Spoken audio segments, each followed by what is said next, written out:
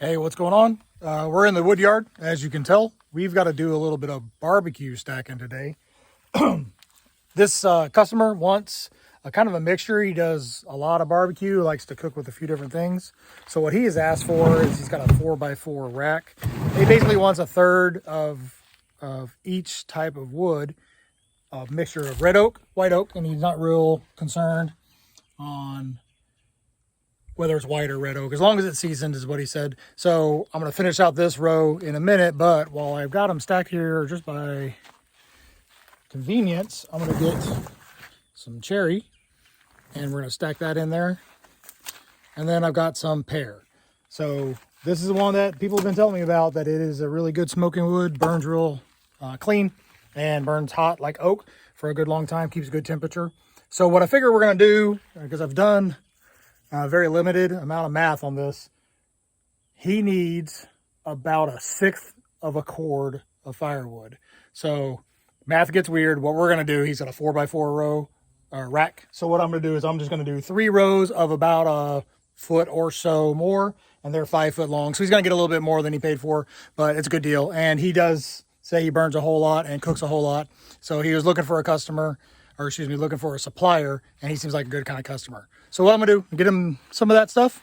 And the good news is his firebox is bigger than the average, so it'll hold up to 18-inch pieces of wood. I cut all my wood down to 16 and 18. Some of the barbecue stuff I'll do sometimes. I will split it down a little smaller for guys like me with that smaller little opening that you have to cram the wood in that way. So I cut him a little smaller, but he can take the regular size stuff. So I got plenty of that. So we'll set you up and we'll start doing some stacking. I figure what I'm going to do is toss it in and then I'll stack it up afterwards.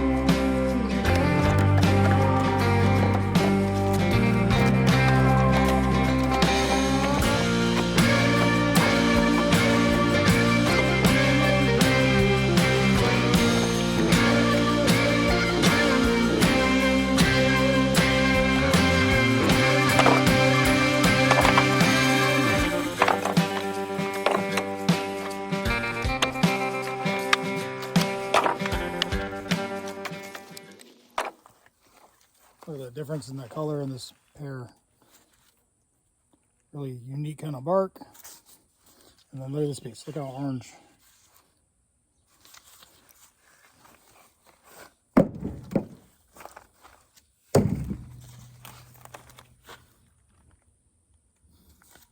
Wavy.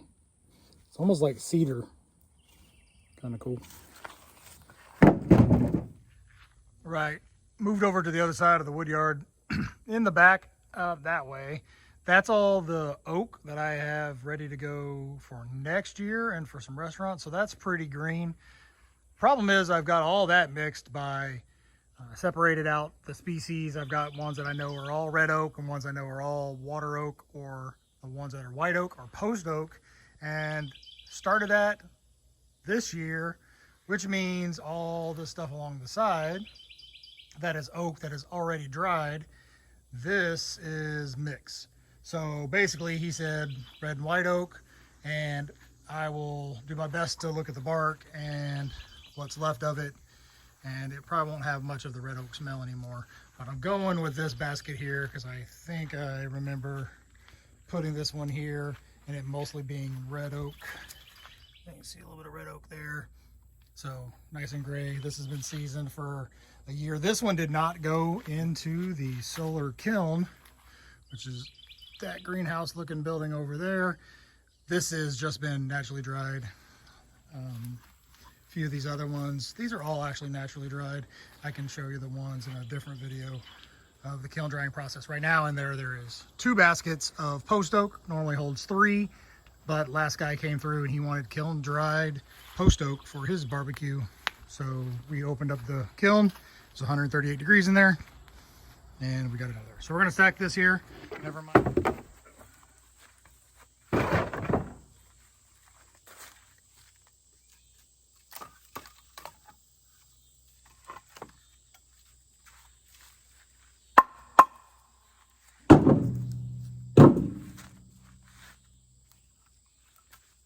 So the sound, the color, sometimes they'll crack and check on the ends. This one didn't, but also once the bark starts to kind of separate out, like this one started to flake off a little bit.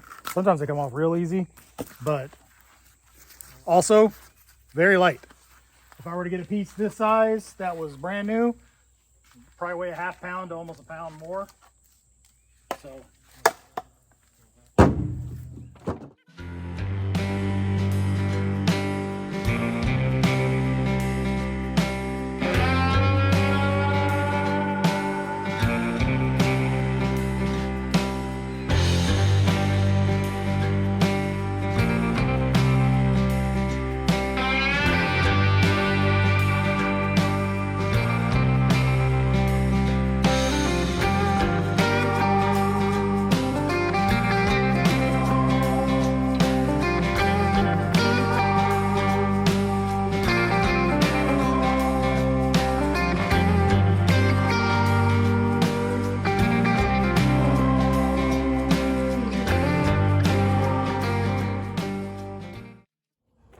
all right, I think this will do. If he wants more, I can always make sure that I give him what he asked for. This is what he asked for.